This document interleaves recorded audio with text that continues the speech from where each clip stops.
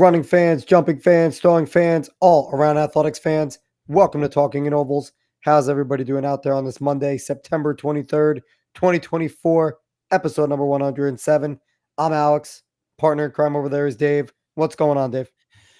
Not much. Just waiting for these big meets to start coming in this XC season because we're kind of in that lull, and then all of a sudden it just pops and it's just action, action, action. So it's just funny seeing how everyone's training and how they're handling all these early season meets because then it's just going to come quick. And it's kind of always interesting, right? Because the meet schedule's different every once in a while. And like we're having all these kind of division meets and stuff happening now, early season, where A lot before of class you kind of meets had early. a lot of class meets, where before you had like your time with your dual meets to kind of get ready to go and do these types of things. So Yeah. it's interesting to see the competitive juices being high now. Now, for those keeping score at home, I sound like dog crap. And it's because I'm a little sick. So it is what it is. I'm going to power through. This is going to be the Dave Hyatt show today. But I'm going to do as much as I can. Probably won't talk as much, but I am here. We're going to get into the fun stuff. Before we do, continuing to give a shout out to our buddy Adam and Alvin. Third annual River Rock and Run 5K, Saturday, November 16th. Run that 5K. You can either do it two people at a time or two people handing it off with the baton or one person going solo. All the proceeds go to the Monmouth and Ocean County Food Bank. So it's right before Thanksgiving. Go there, run, have fun. It's for a great cause. Get some food, get some drinks, and just go on Facebook, search River Rock and Run 5K. That's where you can register. Last week's guest, we had a great time. Talked to Benjamin Shue, University of Texas commit, and the top discus thrower in the country, one of the best throwers in the country for high school, and just what an awesome young man. What a great kid, man. I mean, just so well spoken, and just the fact that he's ranked 2 in the state as a heavyweight, and he could have went D1 for football, and that he chose track. That makes my heart smile, but it also just shows that what an amazing, well-rounded athlete that he is. And it's kind of like the beat goes on, right? Every high school the kid we've had on has been incredible. This generation is like a gold mine for us doing a podcast because none of these kids are awkward. We're significantly more awkward than they are. So It was great having them on. So I want to jump right in. Oh, before we do that, we have no PR still. That's got to stop. Getting mad at you guys. Coaches, we're coming after you. We are coming after all of you. So we better get some PRs.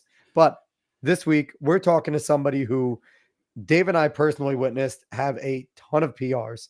She was an absolute monster in both high school and college, and we are excited to have her on. She is both of our friends, one of our athletes, Cassandra Poliviou. Did I say it right? Yes. Yes. Hey, Cassandra Poliviou, formerly Cassandra Rusco, Manchester High School and Stockton University. Great. What's going on, Cassandra? Nothing. Just got done with work. Excited to be on the podcast talking to you guys since you both kind of coached me. So yeah, in some way. Dave did. I kind of was peripheral, just yelling at you every once in a while. You were on the track.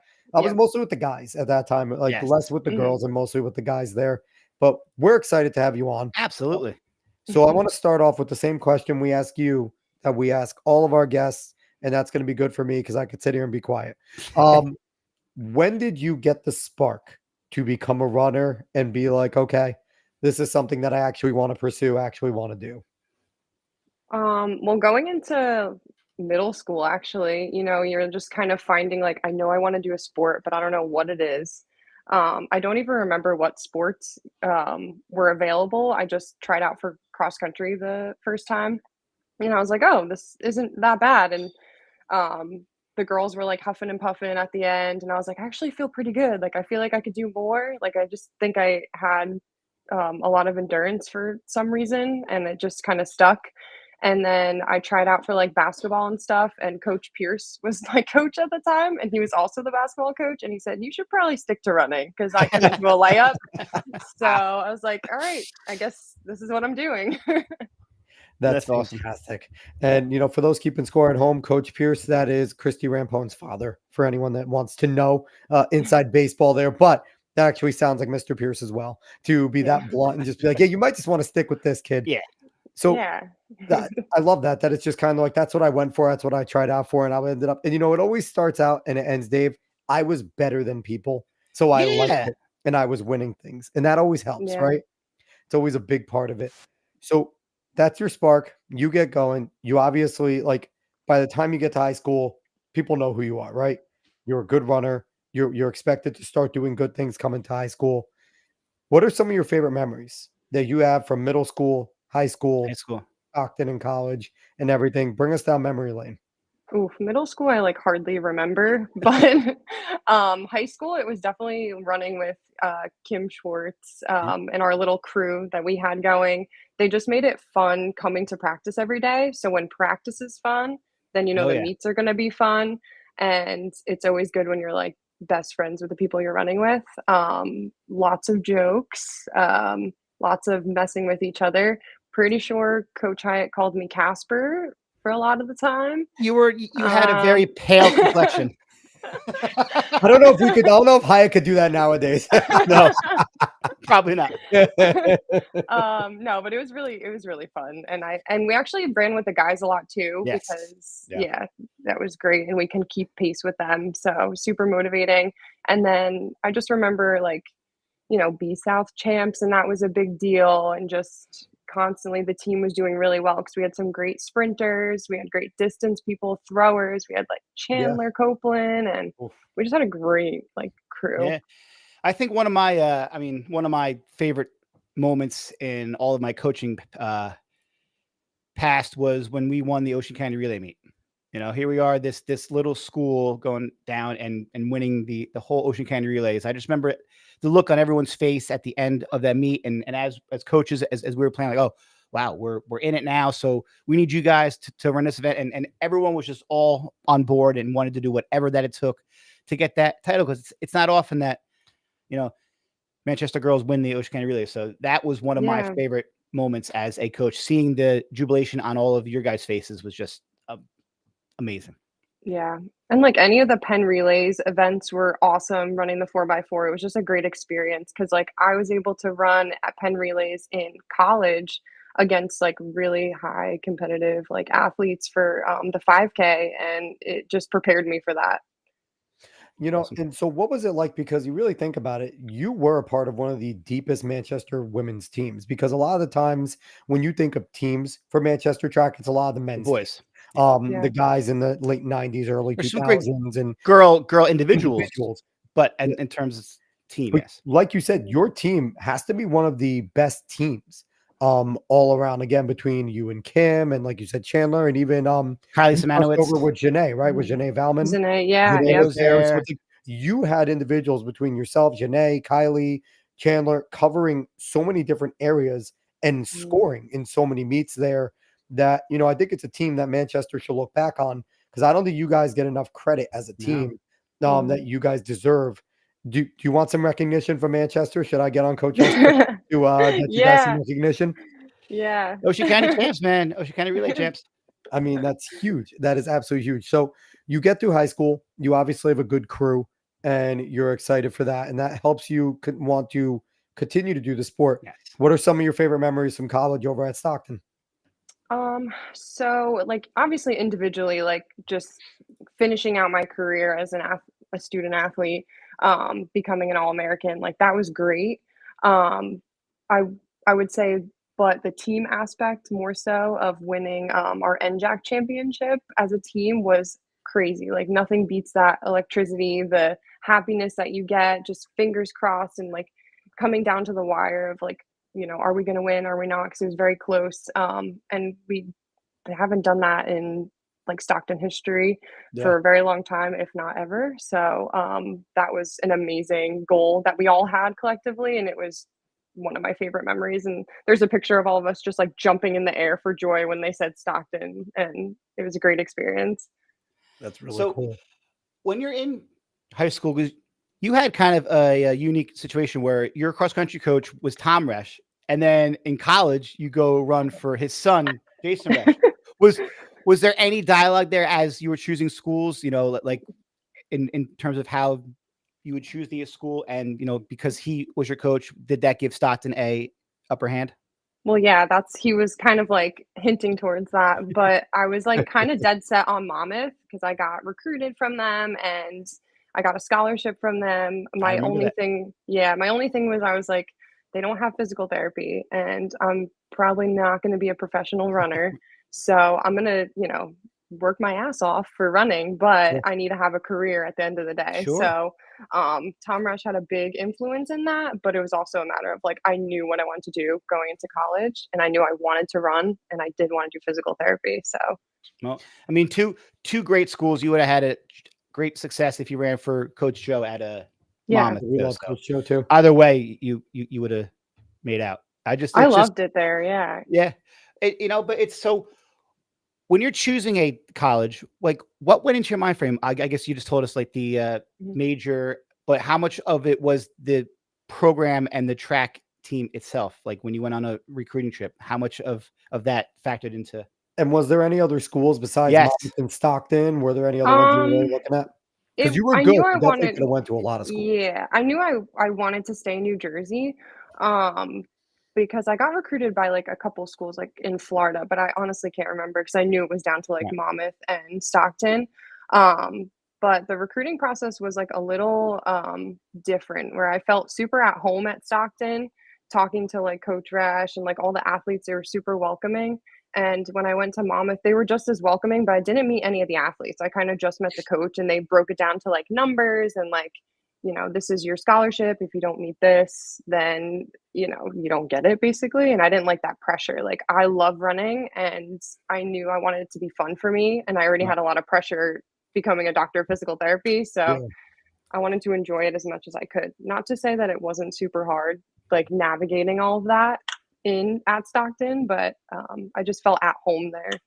But that's huge though, right? Because like if your teammates are your family and like they're close, like you're gonna go through those nights where it's just pressure and it's not like you're alone, right? That's always a benefit when you're with people that, we've seen it with Dave. Dave has had a ton of his former roommates come on this show early on who are now coaches.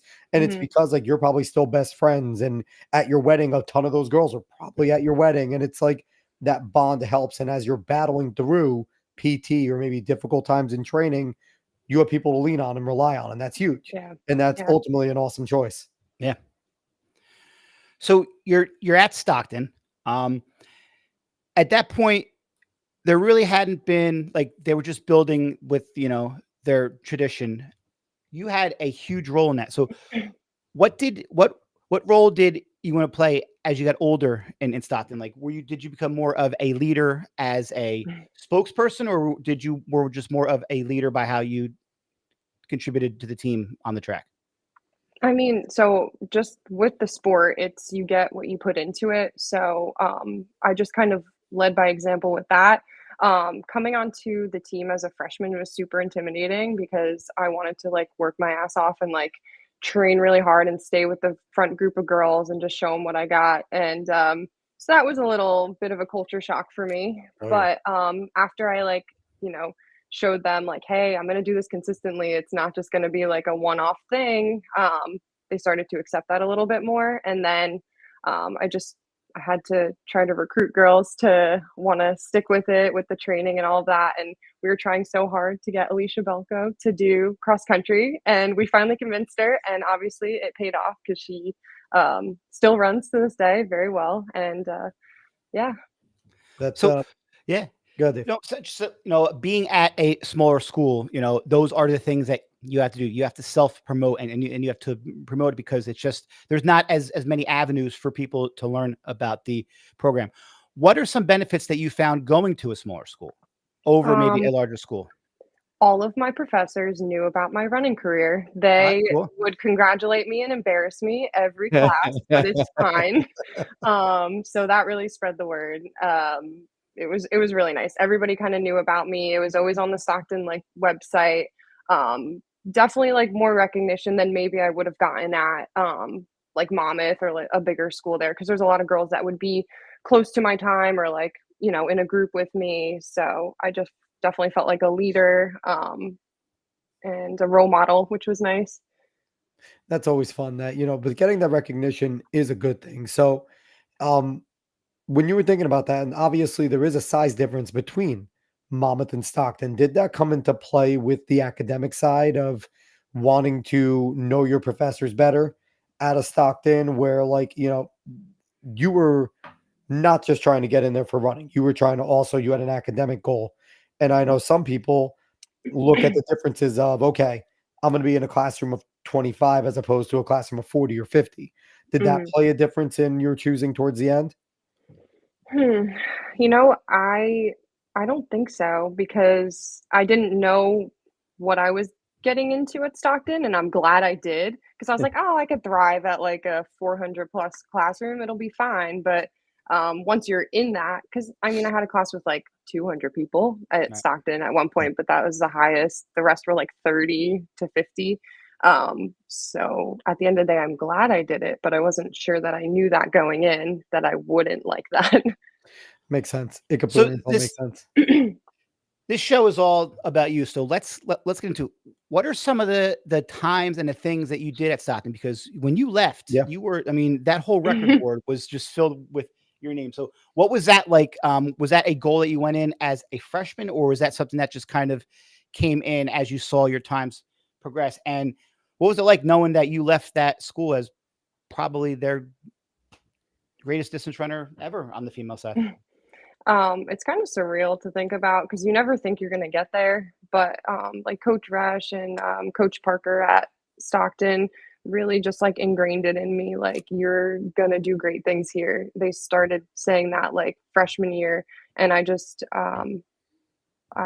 got into that and I believed in it, and I was like, all right, I just got to work really hard. And um, my goal was to get to that All American status. I didn't really care about the records so much, but it was a nice bonus because Yeah. I was just trying to run the best that I could, and take as many girls with me to that level as I could. And it was nice to still see those records there. Although I kind of hope that they get people that continue to break those because then that Of means the course. Stockton program continues to grow. So I'm always looking at like what they're doing there. You know, it was always fun because at the time that you were running at Stockton, I was coaching at Marist. And, you know, we had Kim Shorts over there who went to Manchester with you, and it was awesome coaching Kim.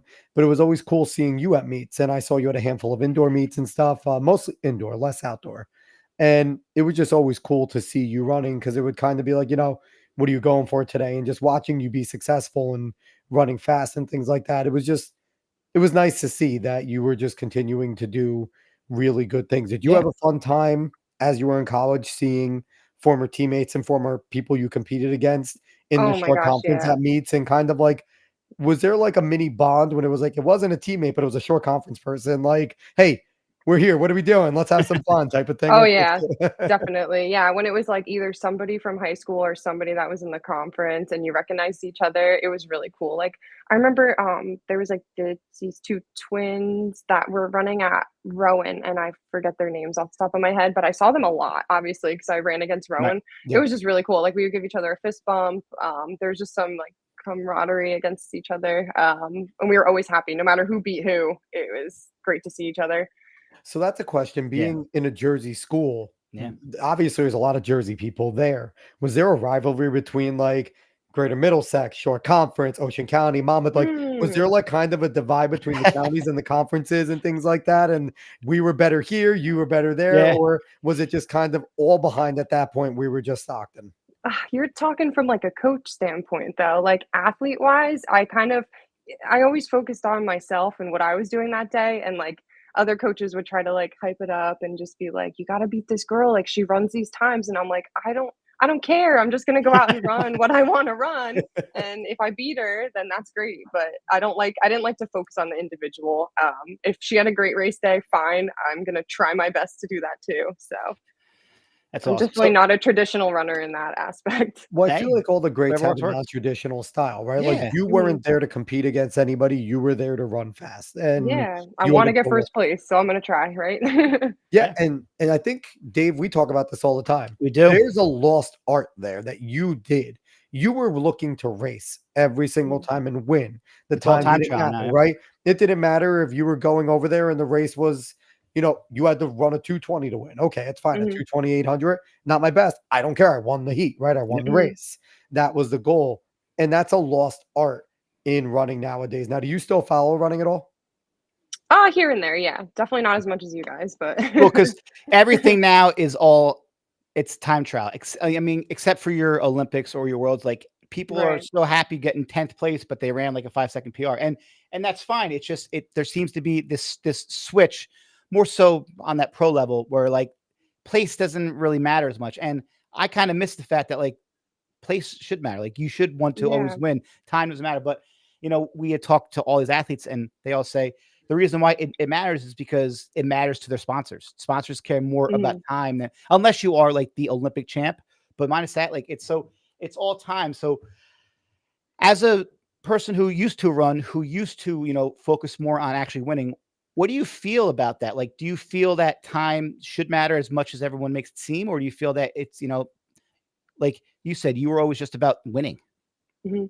I had a hard time, I wouldn't say I was, like, bad at pacing, but it wasn't something I focused on during races, which I know it's important and I know how to do it, but at the end of the day, I would just go out and run my hardest and how, like, I felt and how my body felt, in that moment, and I think that's a great thing because then you end up running a really great time when you're Right. like, "I feel good, this is where I'm gonna push, I'm gonna follow the pack, and then I'm gonna try to break away." Like, I definitely was, like, a kicker at the end of races and I would just, try to win with that. But I think obviously it's important to like run a fast time and that's what everybody's focused on, but it does stink when it's like come race day, like you shouldn't have to think about timing. You should think about Right. like let me try to win the race because it's all grit at the end of the race. Yep. Whoever pushes the hardest, leans in the hardest. That's the fun part about it. Um so yeah. So as much as we were just talking about racing, I'm going to make you talk about your times. What would your PRs end up being when you were at Stockton? Well, my event was the 1500. Yep. So that was my end time was like 4:28, I think. Okay. Good. Um, and then my mile time was 4:57. 800 I think was 2:15 maybe. My 800 was meh. And then my 5K was like 17:22 Wow. or 3. That was great. I couldn't believe that. So That's awesome. speaking of events, because as you know, when you're in high school, you're asked to run multiple events on multiple meets. When you get to college, like, did you have to find what event worked best for you, and what was that process like to say, hey, like, because like I said, in high school, you're kind of running everything, so you don't really know maybe Right. what your exact best one is. But in college, you get a chance to more uber focus on one event. How did you come about to find that the 15 was your event, and what were some of those trials and tribulations that you kind of had to go through to get to that point? That 800, I had to run that 800 so many times, and me and coach were like, "I don't think this is it, like, I think we gotta go a little step higher," because I was just hitting the Yeah, same time every single time, yeah. Because and, in high school, you did focus more on the 8 yeah, in yeah. high school. Yep. Yep, and so I think we discovered that my training actually had to be ramped up with mileage in order for me to run better in the 800 and also the 15 and the mile, which was interesting. So we had to up the mileage a little bit and then we were like, "Okay, this is like where we need to be." And then the mile is just kind of where I shined a little bit more. And for some reason, it was always like mile and 800 every single time, and the 800 always happened to be like after the mile. Right. So Be a little tired on that one. yeah. No, So go ahead, Dave. no, I'm saying it's just funny because like you do have to almost pick. I mean, not that Mhm. you just have to run that one, but it's just such a different mindset than high school in general. Because you just get to focus more on what it is that you want to focus on. Yeah. Good Yeah, stuff. I had to go back to that 800 like so many times and it's just yeah, it wasn't the one. And it's now like the 800 went from being your focus to kind of like your change up race, right? Like when you ran enough Yeah. miles, then Coach Jason would be like, okay, let's run an 8, let's get some speed on your legs, and Yep. then we can go back to running fast 15s. Like where Yeah. before it was the 8 and then the 15 was kind of that workout race, that Yeah, in high change school. Yep. race. Yeah. So it's Mhm. like that's kind of cool that it kind of flipped to where it Mhm. was. So you obviously were not just a good middle distance runner. You were a good long distance runner. You were integral to your success for cross country and everything as well. For the layman's out there, how was your training different for your longer races as opposed to your middle distance races? Um we spent many days on Liebig at Stockton, running on road, high mileage intervals with that, running as a group. We're like in the like woods and in the trails, running miles and miles, like just high mileage and mile repeats on like hot days, running mile repeats on a field that has crispy grass. It was pretty terrible. Not my favorite days. Pretty terrible. Crispy grass. But and then versus like track, I loved being on the track because there's like everybody around. You can talk to the sprinters, and it was just so much more fun. And I could run with some of the sprinters some days and run with the distance runners the other days, because that's where I kind of thrived, was doing the speed stuff with some of the faster girls, sprinter girls, versus cross country. You just kind of, are with the same group the whole time. So I love track. So what you're saying is that cross country was more of a group based training, whereas track was more of an individualized training for you. Yeah, because you can go with like one group one day, one group the other day. It was like more well rounded. Yeah. So is there an indoor track at Stockton? And if not, where did you guys I assume you just practiced outside? Yeah. Mostly outside. You know what though? It makes you tougher. And living here in Jersey, that's what we're used to it. Only knew anyway from high school. Yeah. So it's interesting though. You might be the first middle distance to distance person that prefers track over XC that we've had on this show, because most of our people that have been distance, they're like, oh, we love XC, the camaraderie, the teamness, all that. That was so much fun, where you're just like, I like running fast. Like the track is where I can be fast. And it's like, you're standing alone there, which is awesome, because that was always my preference. I like being on the track much more. Like I enjoyed trails, training with the guys and running around and do a distance with them. But it was like, I like to be on the track and turn in ovals and run quick. And I was very much in the same way with you with that. Yeah, I had to be talked into running cross country in high school. So So you probably didn't like that it jumped up to 6K too for the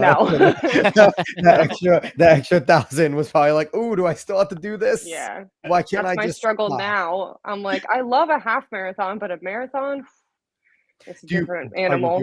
Are you doing halves right now? Have you done I did halves in the past, and I did marathons.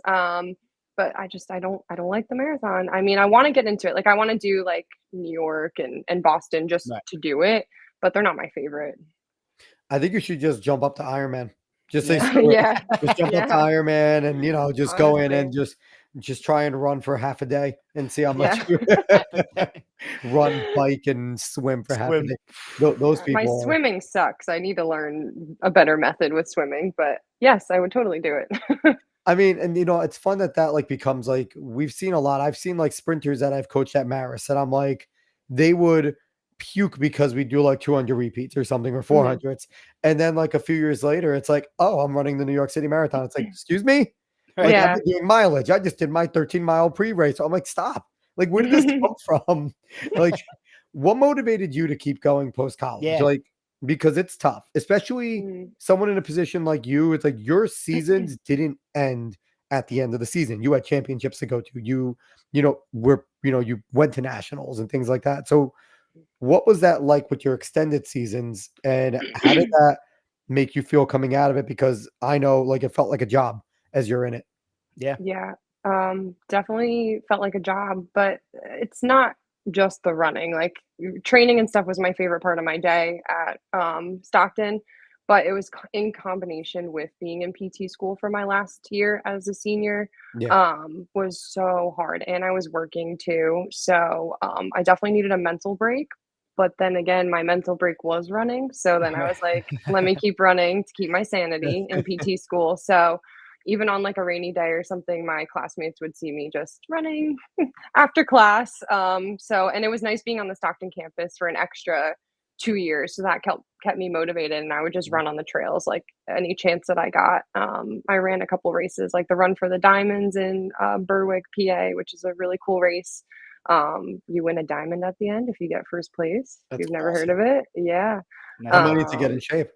And some half marathons, but yeah, it's really cool. It's all uphill though, so I don't want to get in shape. I don't want to do that. I'm done. I disagree now.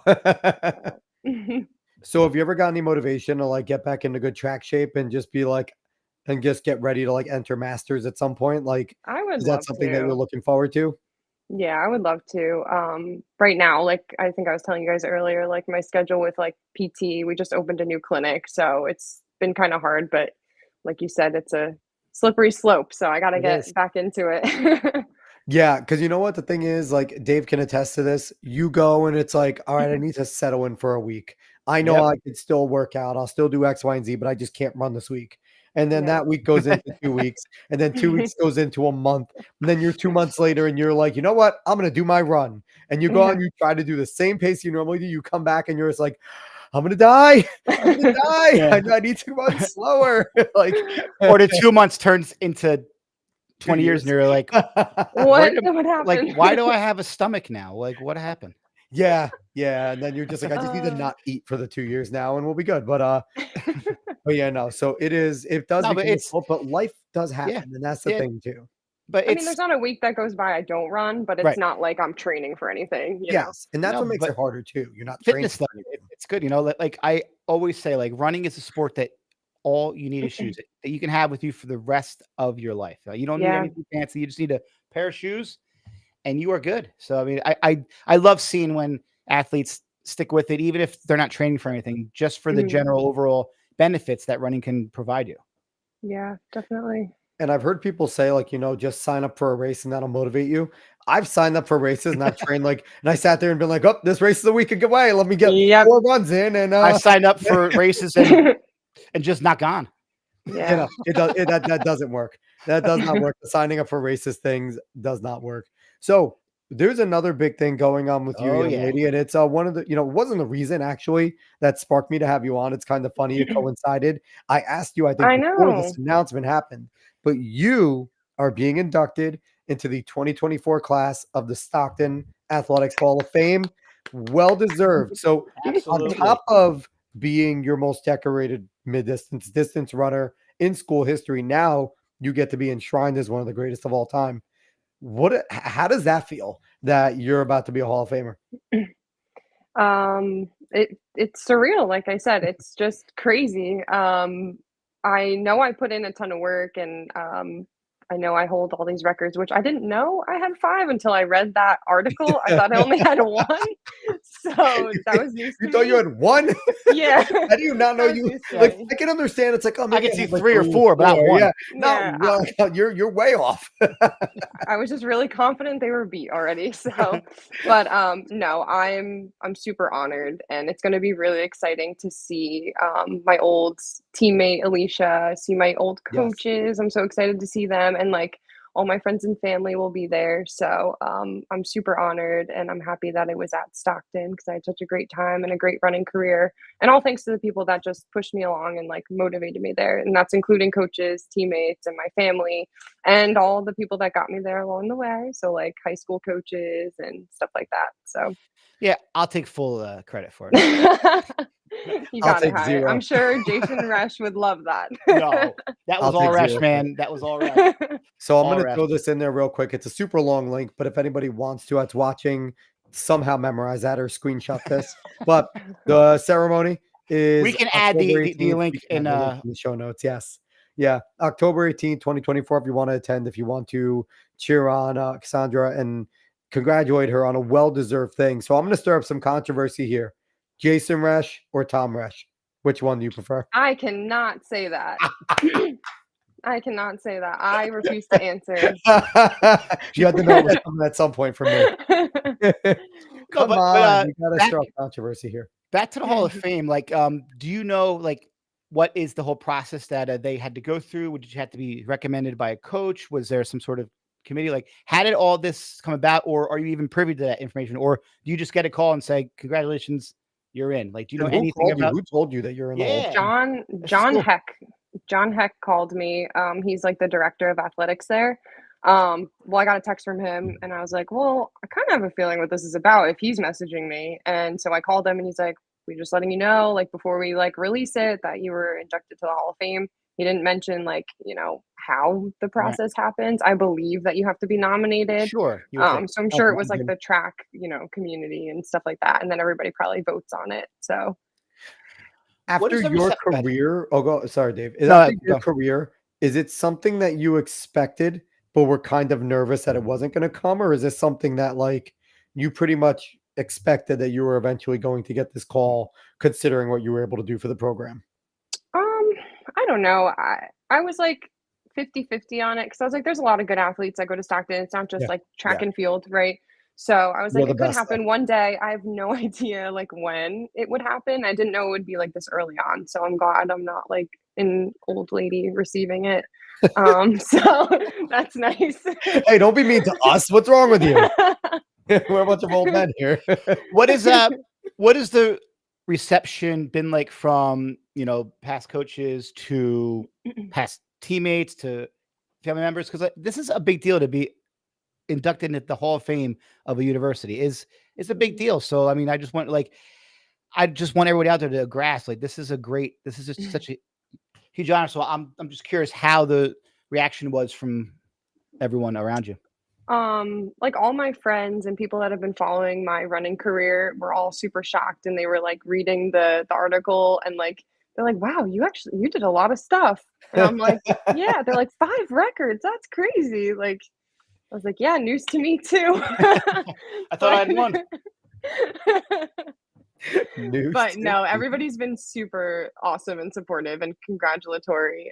Got a lot of text. A lot of my best friends are going to the ceremony too to support me. So I think Davern's going. So yeah, just uninvite him. Yeah, uninvited. Invite Tavern. Like he's okay. He can be but you actually too have a really nice tight knit group too. You guys, there's always pictures of your like close friend group. You guys go and do things all the time. So it is really cool to see like you guys from high school, and it's not only the runners too.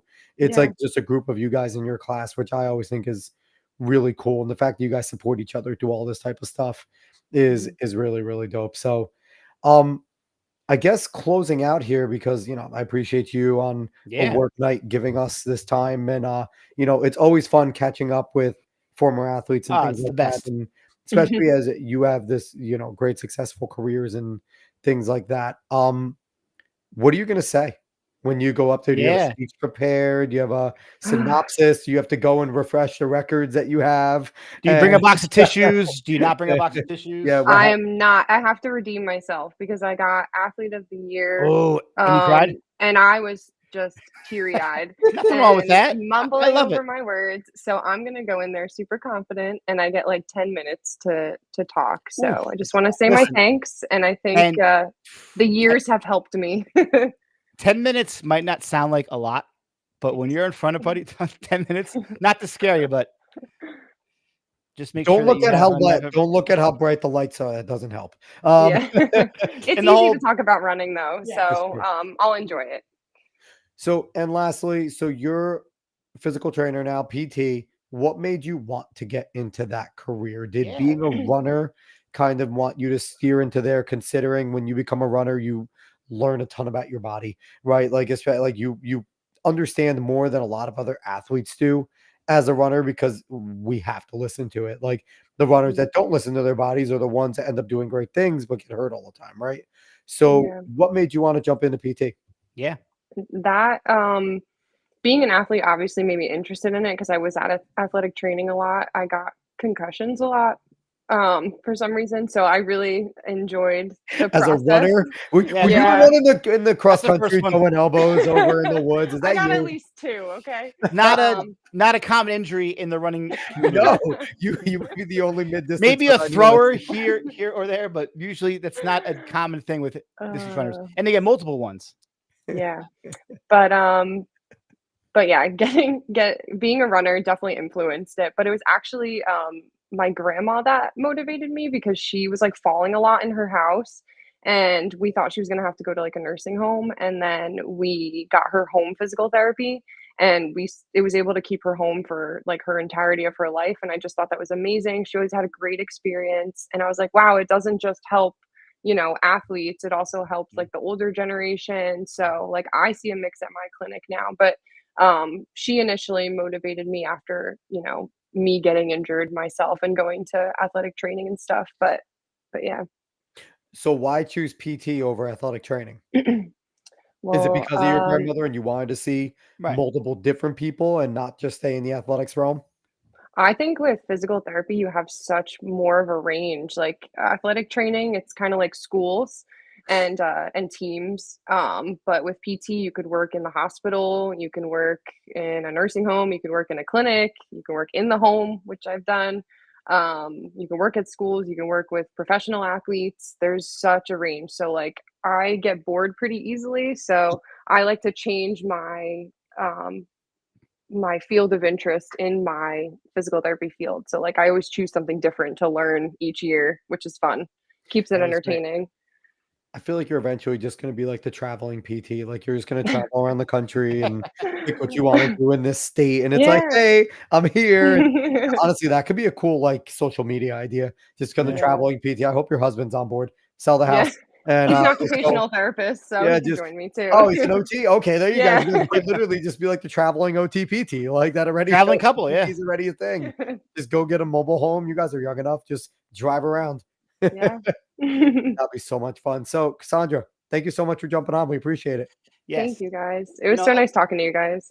I just want to say, I mean, it's always wonderful when an ex-athlete goes on to not only have a great career in athletics, but just to see you as this married woman and having this family and doing a job that you love.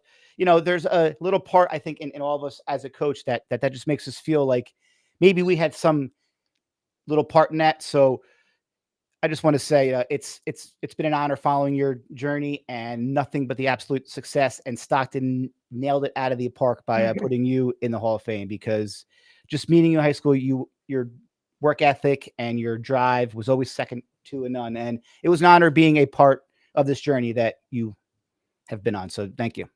Thank you. Yep. And, we're definitely all of Manchester being a fellow alum and things like that, fellow track alum. It's always cool to see like our fellow people like doing great things like you did. And, you're awesome. Are doing still. And are still Yeah. doing, especially with the Of PT course. stuff. So thank you for jumping on. We appreciate it. Once again, she is Cassandra Poliviou. Did I say it right again? Hey, Yeah. look at that. Got it. Um, you can go and find her on Instagram. You can see her PT things and things like that. Cassandra Tiann. What is that? What is that second part? Why? It's my middle name. Oh, is it Tian? Yeah, Oh, TM. shit. Yeah. Okay. I didn't see. The more you know. There you go. And So October 28th, Stockton Hall of Fame. yes, Cassandra's and going in. It's going to be October amazing. 18th. 18th. I'm sorry. 18th, October It's 18th, okay. 2024. If you can't attend, at least shoot a congratulations to her on Facebook or somewhere. So we are talking in ovals. If you like what you heard today, like, share, follow, subscribe, all that fun stuff. Giving us subscriptions, comments, all that stuff helps us out. It pushes us forward so that we can show more great people that we have to the world. So we'll be back next week. Hopefully my voice will be back and it's not this garbage.